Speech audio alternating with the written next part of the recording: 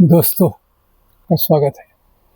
आज की इस चर्चा में हम बात करेंगे वेस्ट बंगाल में अभी जो भारतीय जनता पार्टी की बहुत बड़ी जीत हुई है, उसके बाद उन्होंने किस प्रकार से पॉलिसीज़ को अडॉप्ट करना शुरू किया है जो यहाँ के कमज़ोर तबकों के खिलाफ है। अब वेस्ट बंगाल में ओबीसी के लिए आरक्षण चल रहा था।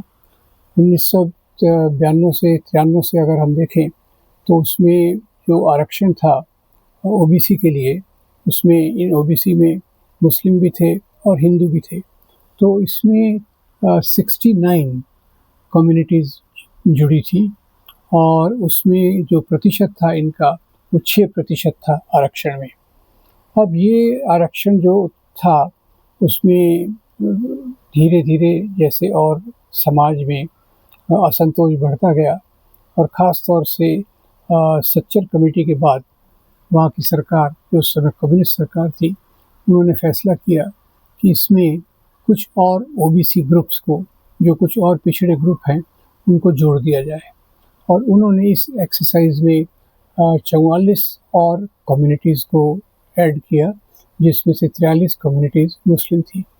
तो ये आरक्षण का जो प्रतिशत है वो 6% से बढ़ के 17% हो गया। खैर, जब ममता की सरकार आई इसके बाद उन्होंने भी इस आरक्षण के पैटर्न को बरकरार रखा।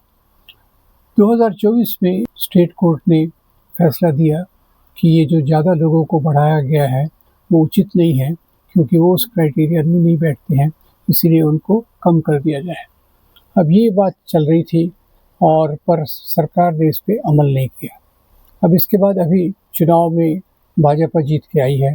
30 जून को उन्होंने 2 प्रस्ताव पास किए, जिसके अनुसार से उन्होंने जो उपजातियाँ ओबीसी ग्रुप में थी, उन उपजातियों में से कईयों को निकाल दिया, खासतौर से जो मुस्लिम थी, और जो आरक्षण का प्रतिशत 17% था उसको कम करके 6% ले आए।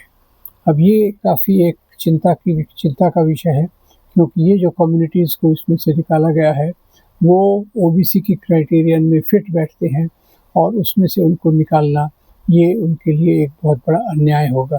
तो उम्मीद की जाना चाहिए कि सरकार अपने फैसले को फिर से कंसिडर करेगी और जो पहले का पैटर्न चल रहा था 17% आरक्षण और जो कम्युनिटीज़ को उसमें जोड़ा गया था उसको बहाल करके आगे चलेंगे। Thank you very much.